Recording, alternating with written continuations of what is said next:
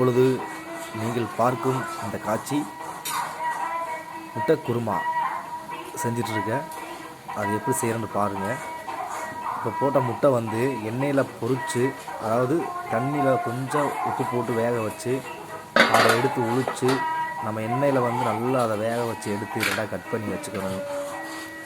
Cut பண்ணி வச்சுட்டு இப்போ வந்து எல்லாம் மிக்ஸி பண்ணி போட்டிருக்கேன். அதெல்லாம் வதக்கி விட்டதுக்கப்புறம் ஒரு கொதியில் அந்த முட்டையை நம்ம வந்து உள்ளே போட்டு அப்படி இறக்கணும். அதாவது குருமா ரெடி.